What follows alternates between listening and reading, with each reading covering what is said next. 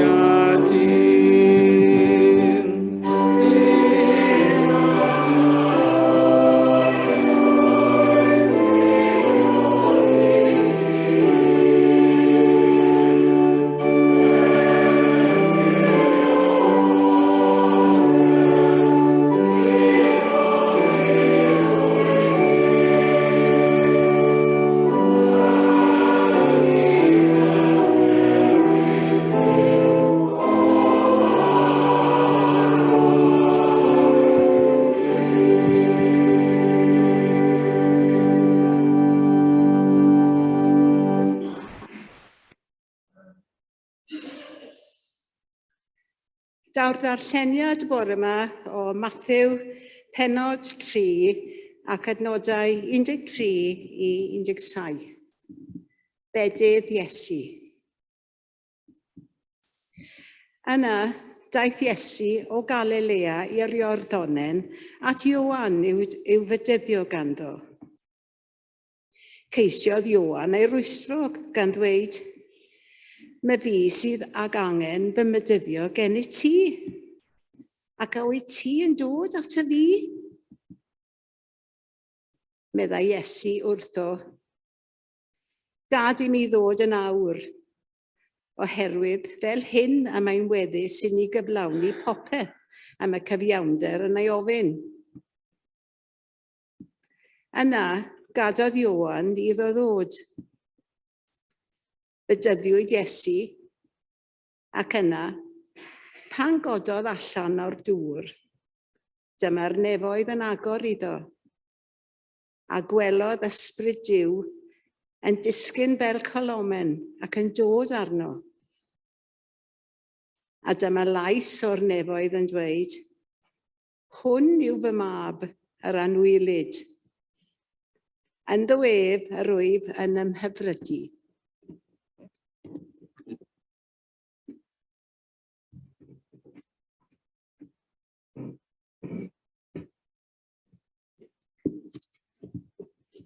Diolch i Dduw am ei air ar ein cyfer ni y bore yma. Ydych chi'n ei barhau yn yn haddoliad drwy ganu am rif 228, 228. Dad dy gariad yn glir ddisgleiria, trech na'r tywyllwch yn glir ddisgleiria. Iesu goleini'r byd cofia nina, ti yw'r gwir a'n rhyddhawn cadwyna. Crist, gliw ein cri, golea ni. 228.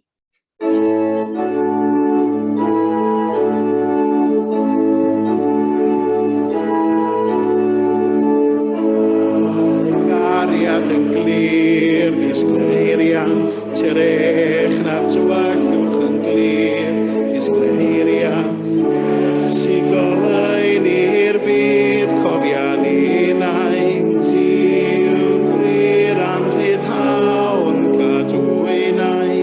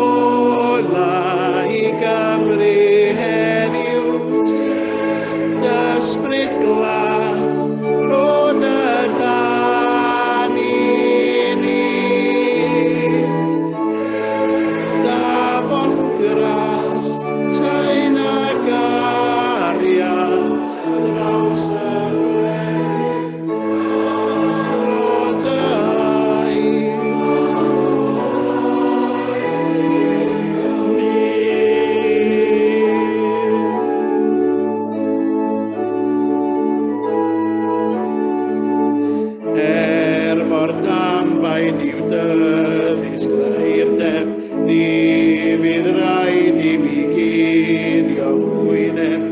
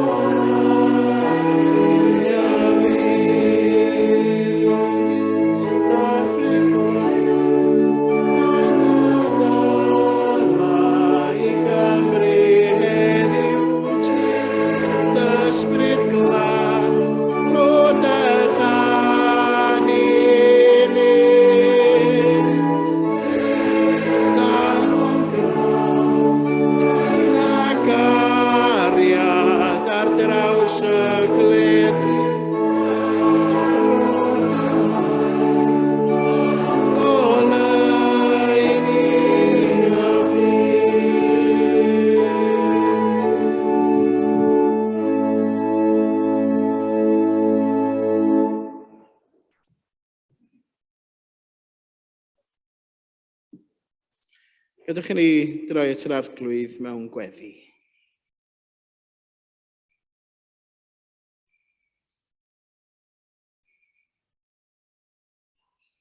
O ddiwyn tad yn efo la sanctaidd, logwn ger dyfrondi yn wylaidd ac yn ostenedig.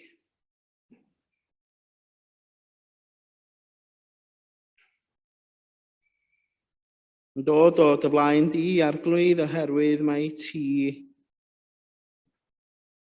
yw'r gwirionedd,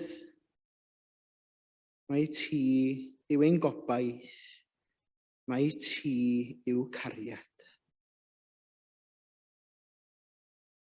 A da ni'n diolch i ti arglwydd bod ni'n gallu ymgynnull gyda'n gilydd yn saff fel teulu, fel deglwys di. Ac yn ymwybodol fod nifer o eglwysi ar draws y byd a Christnogion methu gwneud hynny y bore yma.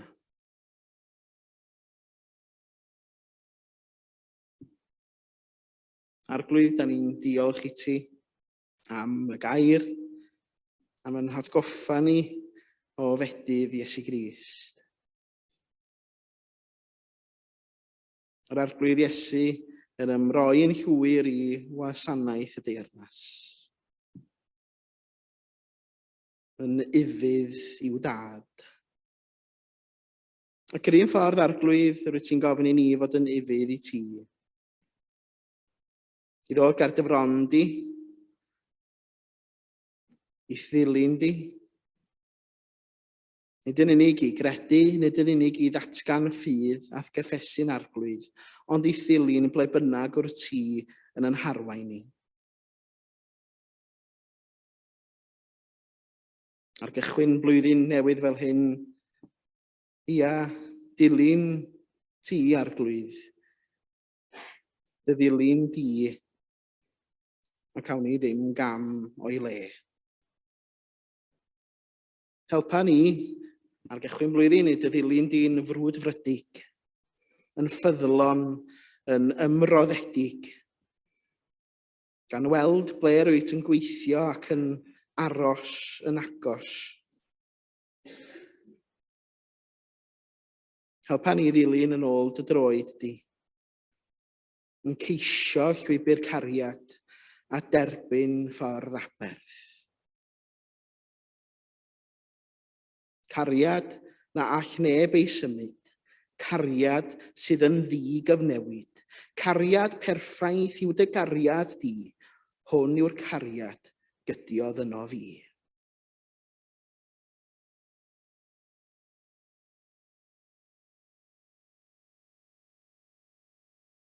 Helpa ni i dy ddilyn di gan adael i'th bresenoldeb lenwi'n calonan,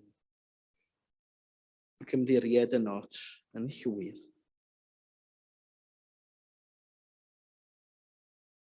Ac fel bod dy gariad i yn cael ei lewyrchu yno ni.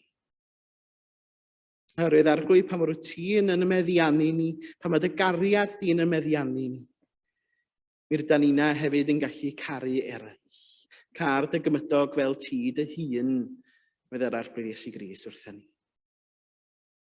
Ymhellach na hynny, car dy lynion. Mewn byd o drachwant, mewn byd lle mae dial yn cael y gorau. Gad i ni rannu cariad a phob un. Gad i ni fynd yr ail filltir arglwydd.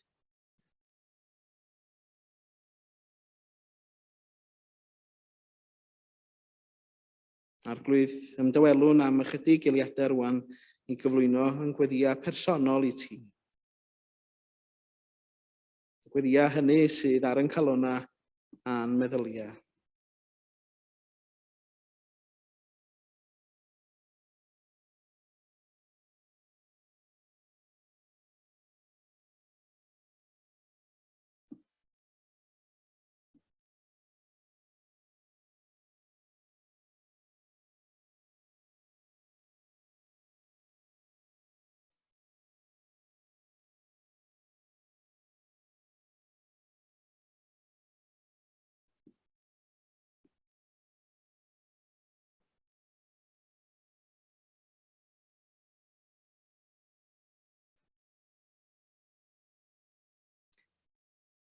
Fe gydiaist yn fy nwylo am harwain I bob cam.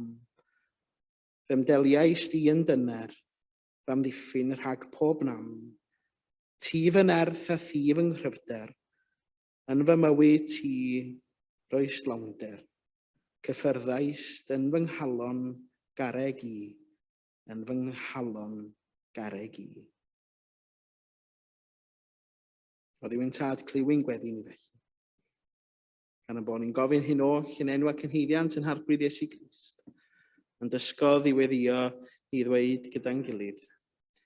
Ein tad, yr hwn yr wyt yn y nefoedd, sang teiddiau'r denw, deled y deyrnas, deler dewyllus, megis yn y nef, felly ar y ddeiar hefyd. Dyroi ni heddiw ein bara benyddiol, a maddau ni ein dyledion. El y maddeuwn unau un dyledwyr. Y cnac arwain ni brofedigaeth, eith i'r gwared ni rhag y drwg, gan ei seiddo tiw'r deyrnas, a'r nerth, a'r gogoniant, yn oes oesoedd. Gadwch I ni droi at yn hemi nesaf, sef 243. 243. Yw had y waith o arglwydd mawr, dros holl derfynau'r ddeiar fawr, drwy roi tywalltiad nerthol iawn o'r ysbryd glân a'i ddwyfol fawn, ac yn y blaen 243.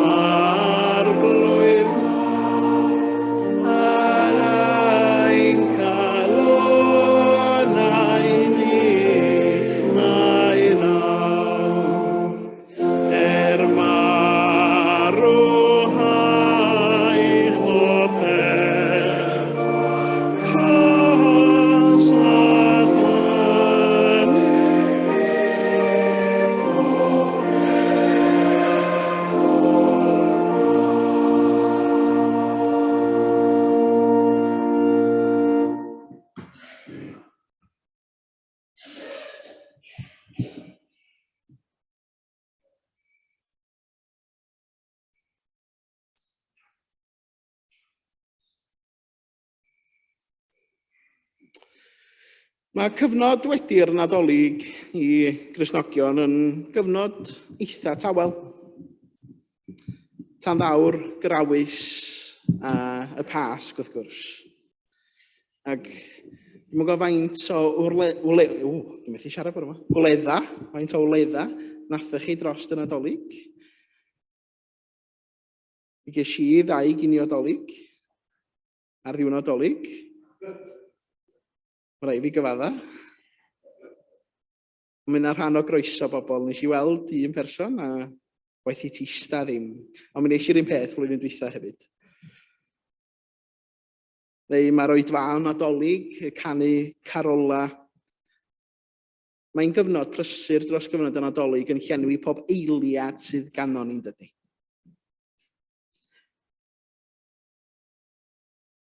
Teg hefyd yw ymdawelu dros y cyfnod yma yn fyfyrgar gan feddwl am y daith sydd o'n blaenau ni. Cyfnod o ymbaratoi. Ymbaratoi at y Pasg wrth i ni nesau ato fo, ond drwy gyfnod y grawys hefyd.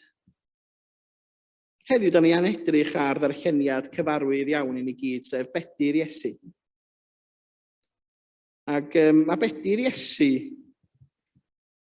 mae'n siŵr bod rhai na ni wedi cael yn bydyddio yma pam da ni'n blant. Falle bod rhai na ni wedi cael yn bydyddio pam da ni'n oedolion. Mae Bedyr yn arwydd bwysig iawn o ymrwymiad unigolion i berthynas gyda Duw, i deulu Duw. Ac os da ni wedi cael yn bydyddio yn blant, da ni'n gwneud yr ymrwymiad hynny pam da ni'n cael yn derbyn, yn gyflawn aelodau felly. Ymrwymiad a perthynas sydd yn cychwyn ynddo. Mae Bedyr Iesu'n dangos 3 peth wrtha ni, a da ni am edrych ar y 3 peth. Yn gyntaf, mae o'n dangos gostyngeidrwydd Iesu. Mae'n air mawr o bore sydd. Gostyngeidrwydd Iesu.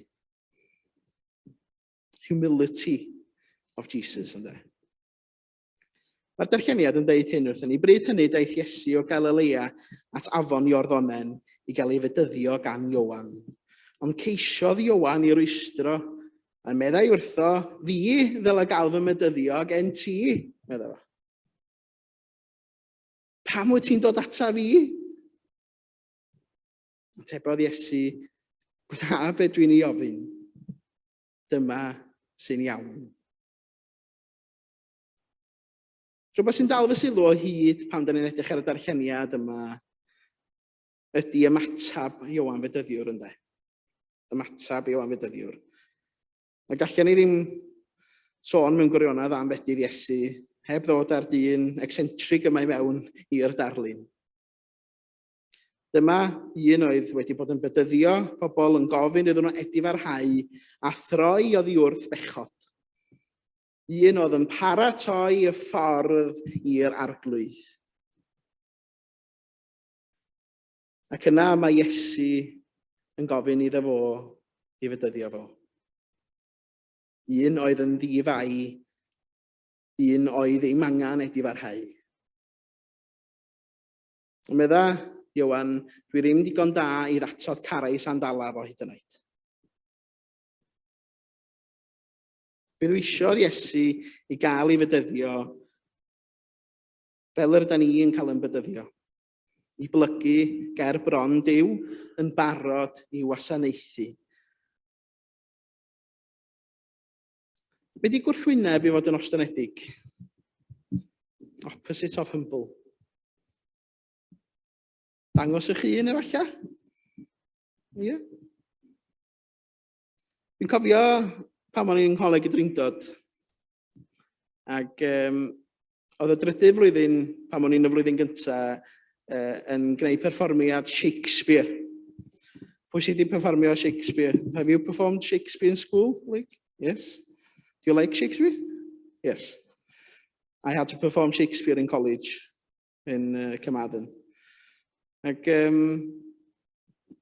dwi'n cofio pan oedden nhw'n y drydydd flwyddyn, oedden nhw'n gofyn i mi o'r flwyddyn gyntaf i helpu allan gyda y ddrama Shakespeare. Ac roedd o'n digwydd tu allan yn gerddi Aberglasni. Pwy sydd wedi bod yn gerddi Aberglasni? Maen nhw'n lle hyfryd iawn yn dydy. Ac Rhian Morgan oedd yn cyfarwyddo ar y pryd hefyd felly. Ac, chi'n gwybod, oedden ni'n gwneud Macbeth, ac As You Like It hefyd. Ac roedd yna gwffio gyda cleddyfa, a gofod gwneud stage combat a bod math o bethau, gofod gwisgo rhyw pethau ffansi. Ac mi oedd yng ngolygfa i'n digwydd reit tu allan i'r plas yn y brif ardd. Ac yna fe ddwedwyd bod angen gweddill y flwyddyn gyntaf i helpu allan hefyd. A be oedd eu tasg nhw oedd gwisgo fyny fel coed, reit? Mae yna wastad joc gan actorion bod nhw yn gorfod gwisgo fyny fel coed. A dydy actorion ddim yn licio gwisgo fyny fel coed. Ond, yn Macbeth, yn y ddrama honno, mae o'n deud yn dydy, bydda Macbeth ond yn cael ei drychu os bydda coedwig Brynam yn dod i Dunsinane.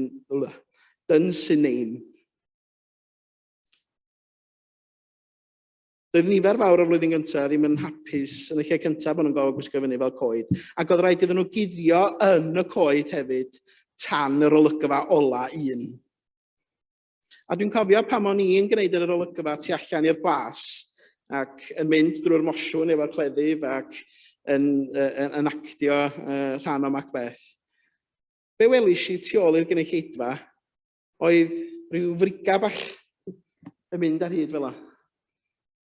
A be oedd un o'r flwyddyn gyntaf wedi dod i fyny at y plas ac roedd o'n rhedag heibio'r gynulleidfa. Dwi'n mwyn gwybod os oedd o eisiau mynd i'r tŷ bach neu oedd o eisiau dangos ei hun.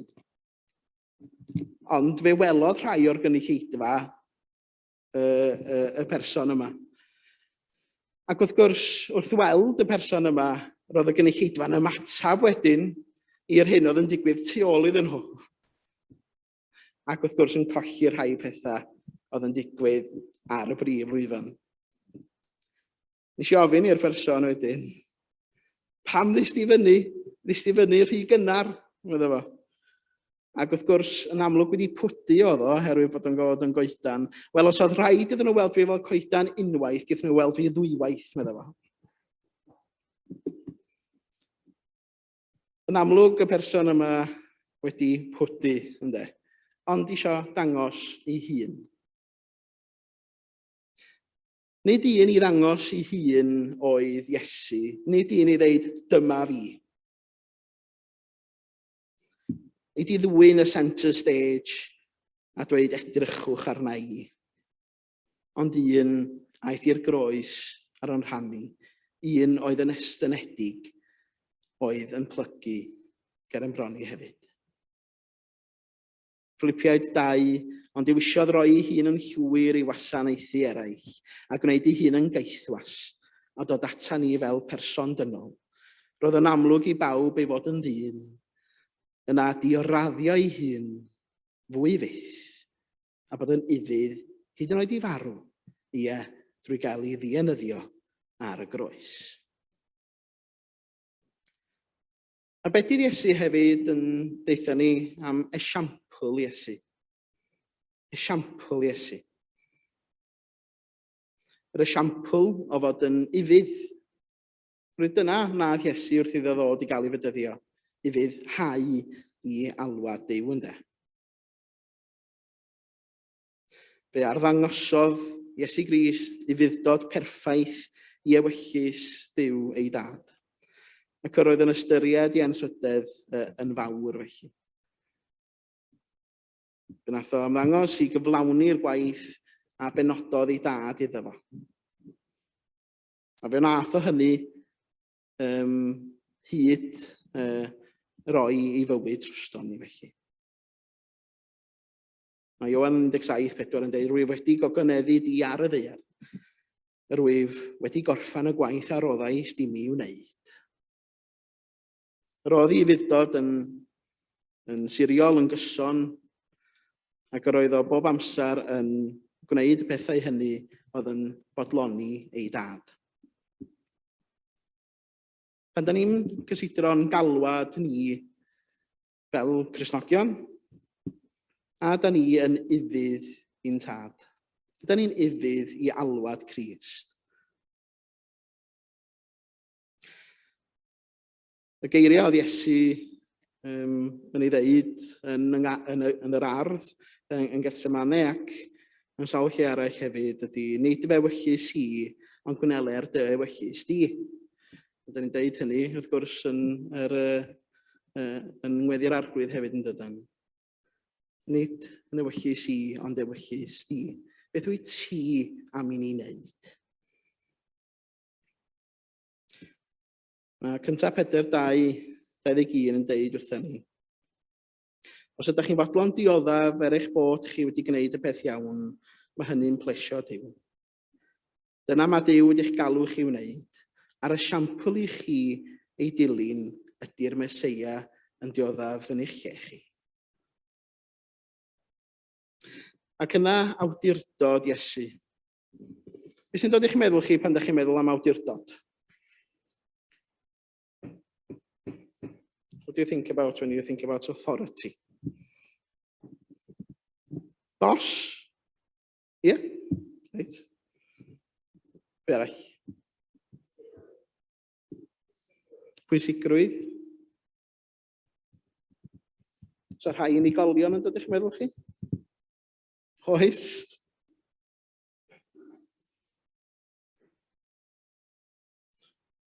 Prifathro, efallai, neu farnwr? Prifweinidog, efallai. Pan o'n i'n yr ysgol gynradd, roedd pawb ofyn, reit, oedden nhw ofyn y prifathro.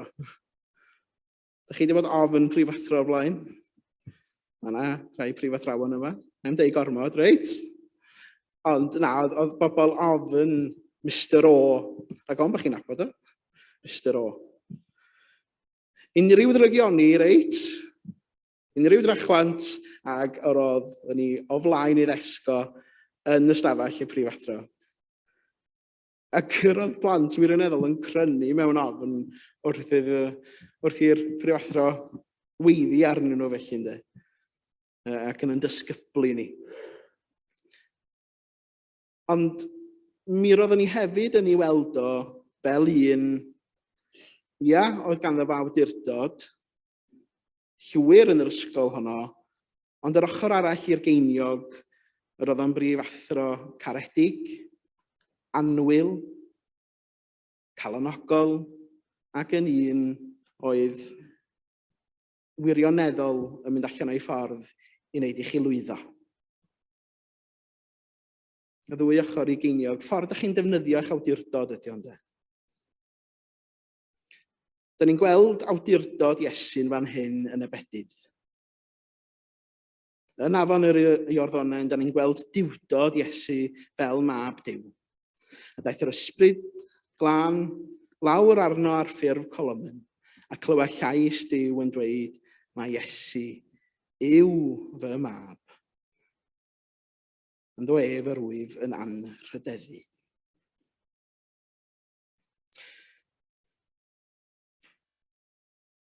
Dangosodd Iesu ei awdurdod o mewn sawl ffordd ynddo. Yn madda, yn iachau, yn bwrw allan gythreiliad, a thros y greadigaeth. Ac efallai y cawn yn harwain i gredu bod arfer awdurdod yn ymwneud yn gyfan gwbl a defnyddio pŵar. Ond yn y deyrnas mae Iesu yn ei sefydlu. Nid yw'r pŵar i lywodraethio fewn y deyrnas yr un peth ar hyn ydyn ni'n ei ddisgwyl.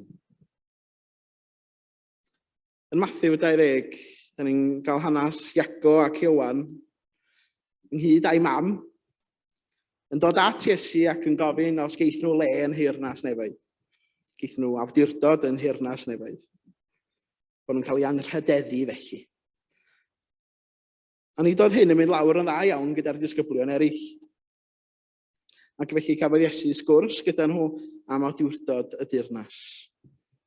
Yn y byd hwn mae rhai y tybir i bod yn fawr yn ymarfer awdurdod dros bobl eraill. Po fwy o awdurdod sydd gan rhywun, dros eraill, y mwyaf ydych chi'n credu eich bod chi. A da ni'n gweld hynny dro ar ôl tro heddiw yn dydyn. Dros yr rhyfel yn yr Wcrain. Dros unigolion sydd yn y trydydd byd, Somalia a'r newyn difrifol sydd yna ar hyn o bryd. A'r bobl sydd yn farus felly i gael y gorau o hyd ac o hyd. Nid felly mae hi yn heyrnas nefoedd, medde Iesu. Yn hytrach, y rhai sydd yn gwasanaethu sydd fwyaf. Ac fe ddangosodd Iesu yr hwn oedd â phob awdurdod. Trwy olchi traed y disgyblion, trwy blygu ger ei bronw, a trwy farw ar y groes ar ei rhan. Dyma'n cysur ni, a dyma'n braint o Duw trwy Iesu Grist, sydd â phob awdurdod, yn golchi'n traed i ni hyd yn oed. Dyma beth yw gwir awdurdod, a hefyd gwir ostyneiddrwydd. Da ni'n orffan heddiw gyda emyn sydd yn emyn bedydd. Ond mae hi mor briodol, a weithiau da ni'n canu nhw oherwydd bod o'n deud bedydd ar y top. Ond y bennill yma'n benodol o am nerth i ddilyn Iesu yn ein gyrfa drwy y byd, cadw ei air ac anrhydeddu ei orchmynion glân i gyd. Dilyn Iesu, dyma nefoedd teulu Duw. Ydych chi'n ei ganu am yr rhif 647 felly.